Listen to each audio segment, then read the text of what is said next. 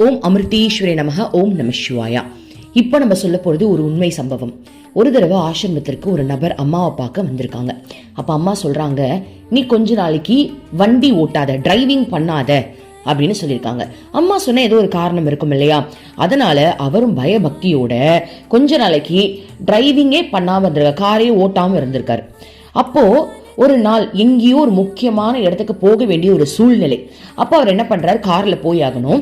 அம்மா நம்மள கார் ஓட்டக்கூடாதுன்னு சொல்லியிருக்காங்க இல்லையா, அதனால நம்ம தம்பி காரை ஓட்டட்டும் அப்படின்னு சொல்லிட்டு நைட்டு இவங்க 2 பேரும் கிளம்பியிருக்காங்க.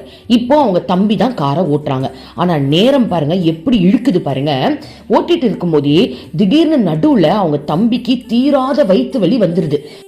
உடனே பதறி போய் தம்பிக்கு வயிறு வலி வந்துருச்சே அப்படின்னு சொல்லிட்டு ஒரு இடத்துல நிறுத்தி, நீ பக்கத்துல உட்காந்துக்கப்பா, நான் காரை ஓட்டுறேன் அப்படின்னு அவர் காரை ஓட்ட வேண்டிய சூழ்நிலை அமைஞ்சிருது. சோ கார் ஓட்டும் போது கூட அவர் என்ன பண்றாரு அப்படின்னா, தீட்சை மந்திரத்தை வாயில சொல்லிக்கிட்டே தான் ஓட்டுறாரு. ரொம்ப கவனமா ஓட்டுறாரு. அதுவும் அம்மா வண்டியில கை வைக்காதுன்னு சொல்லியிருக்காங்க, நம்ம ஒழுங்கா ஓட்டணும் அப்படின்னு ஓட்டும் போது நைட்ல ஓட்டுறதுனால இவரை அறியாமலேயே இவருக்கு தூக்கம் சொக்கி இருக்கு. தூக்கம் வருது அப்படின்ற டைம்ல இவர் என்ன பண்ணாரு, காரை நிறுத்தி பக்கத்து கடையில சோடா வாங்கி குடிச்சிட்டு அதெல்லாம் பண்ணிட்டு தான் ஓட்டுறாரு.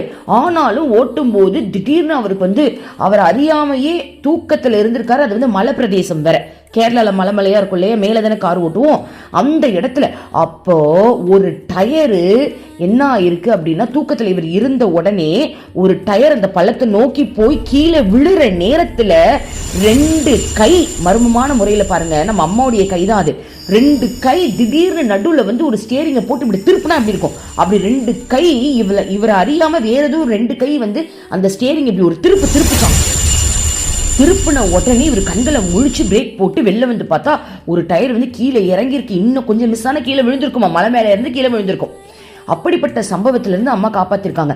அப்ப இவர் அடுத்த முறை ஆசிரமத்துக்கு வரும் பொழுது, அம்மா கோவமா காரை எடுக்காதுன்னு சொன்னல அப்படின்னு சொல்லியிருக்காங்க.